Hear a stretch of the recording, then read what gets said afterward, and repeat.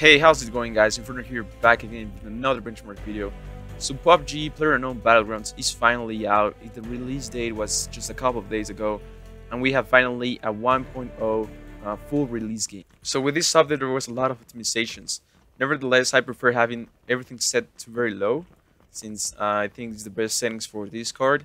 Except for anti-aliasing. Anti-aliasing, I have it on low, just because it's gonna take you like 2 FPS at most. So I prefer having like a smoother image instead of having 2 more FPS.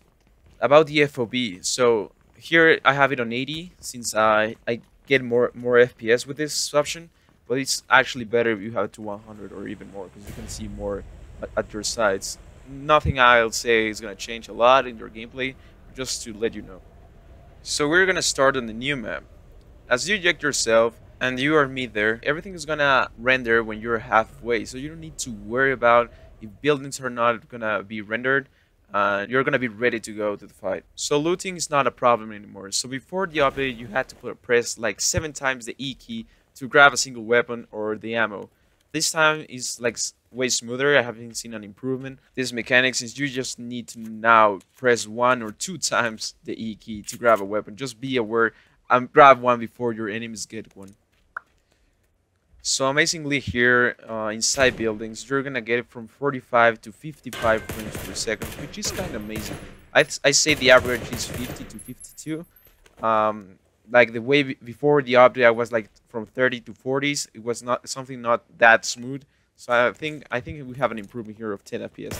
Another good thing here is that opening the inventory is not gonna cut in half your FPS as before. You're still gonna see a drop frame, but it's not a problem anymore. Running on the fields on this map is kind of tricky since you don't have a lot of foliage that you can stress your GPU.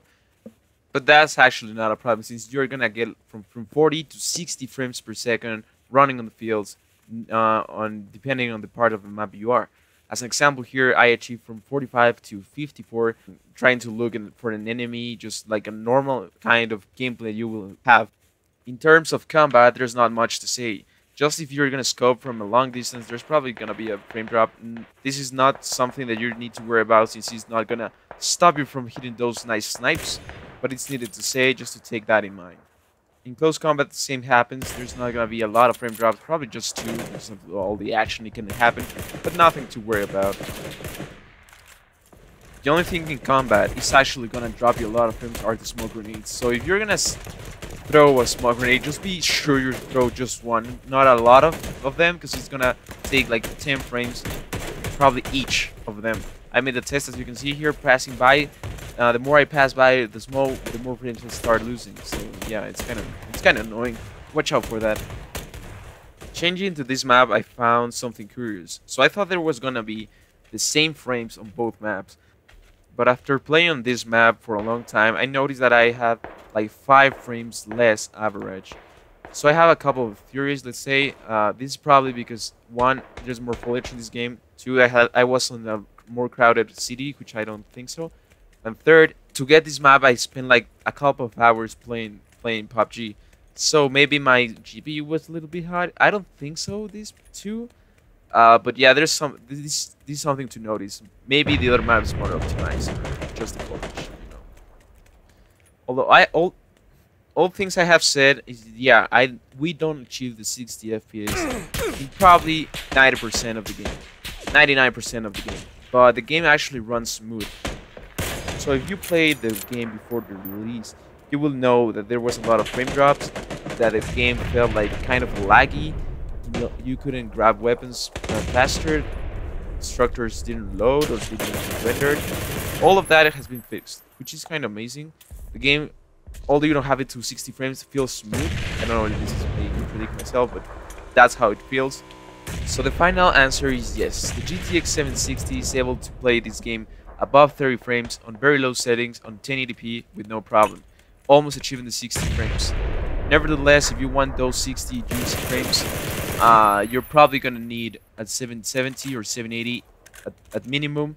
If you, in case you want to be like ultra and go 4K or 1440p, I recommend the new GTX cards that are gonna run this game amazing with no doubt. Hopefully we can achieve hopefully in the future we get more optimization things or problem fixes that are still there. It feels like a complete game, probably yes. Still not a perfect game, but complete. So I hope you guys have enjoyed this benchmark video. I will leave you with some gameplay just in case you want to watch it, just to finish it. And thanks for watching, guys. I appreciate it. Like the video, subscribe to the channel, and I will see you next time. Goodbye.